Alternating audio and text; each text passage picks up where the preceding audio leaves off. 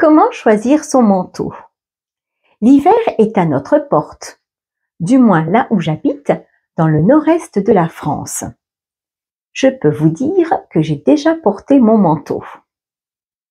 Rien de tel qu'un manteau pour nous tenir chaud et nous protéger de ce petit vent glacial. Si vous êtes à la recherche d'un nouveau manteau, eh bien, cette vidéo est pour vous. Comme d'habitude, je vais vous parler de morphologie, de matière, de couleur et style, et je terminerai par mes petites astuces bonus. Alors, quand je parle de morphologie, je le répète à chaque fois, ce ne sont que des conseils pour mettre en valeur votre silhouette.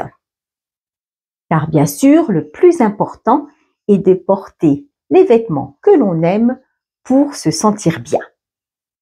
Alors, prête? Si votre silhouette est en H, c'est-à-dire que votre taille est pas ou peu marquée, alors préférez un manteau qui sera ceinturé, cintré à la taille avec quelques plis afin justement de créer une taille. Si le manteau est plus droit, préférez un qui aura par exemple des poches devant et en bas du manteau pour créer un petit peu de volume. Sinon, préférez un manteau qui aura des détails vers le haut, par exemple aux épaules, ou un joli col pour apporter un peu de structure à votre silhouette. À l'inverse, si votre taille est marquée, alors choisissez également un manteau ajusté et ceinturé à la taille afin de la mettre en valeur et évitez les manteaux droits ou oversize qui, eux, cacheront votre jolie taille.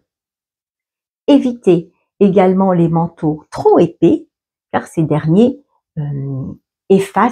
cachent les courbes. Si vous avez des rondeurs, à vous le manteau peignoir, vous voyez, qui se referme comme ceci, avec une ceinture que vous porterez de façon lâche. Le manteau peignoir suivra votre corps sans l'entraver. Préférez une longueur qui se terminera juste après vos genoux, donc pas trop long, car cela autrement pourrait rendre votre silhouette plus massive. Si votre silhouette est en V, c'est-à-dire que vos épaules sont plus larges que votre taille, alors essayez de créer un peu de volume vers le bas. Donc, choisissez un manteau qui aura un col fin, discret, pas de manches non plus trop larges pour ne pas apporter plus de volume vers le haut. Choisissez plutôt un manteau fluide qui aura par exemple des poches, des plis vers le bas afin d'équilibrer votre silhouette. Si vous êtes grande et mince, eh bien à vous le manteau long qui soulignera votre silhouette. Si vous êtes petite, préférez un manteau court, voire 3/4, mais pas trop long, sous peine de disparaître sous votre manteau. Si votre silhouette est en A, c'est-à-dire que vos hanches sont plus larges que vos épaules, alors vous allez essayer d'apporter du volume vers le haut. Choisissez un manteau fluide qui aura par exemple un joli col, des épaulettes ou alors des poches vers le haut, des boutons. Ne le choisissez pas trop court car autrement cela marquera vos hanches. Qu'en est-il de la matière?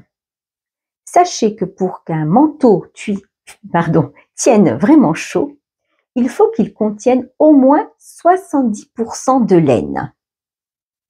En dessous de cela, il est considéré comme un manteau de mi-saison. Donc, il n'y a pas besoin que le manteau soit très épais. Simplement, s'il a suffisamment de laine, donc minimum 70%, eh bien, ce dernier vous tiendra chaud. Pour ce qui est des couleurs et du style, eh bien évidemment, un manteau de couleur neutre, noir, gris, beige, camel, est une valeur sûre que vous garderez pendant des années.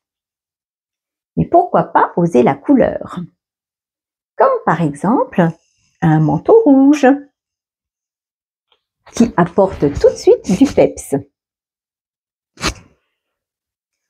Ou des couleurs pastel qui apportent une touche féminine et douce.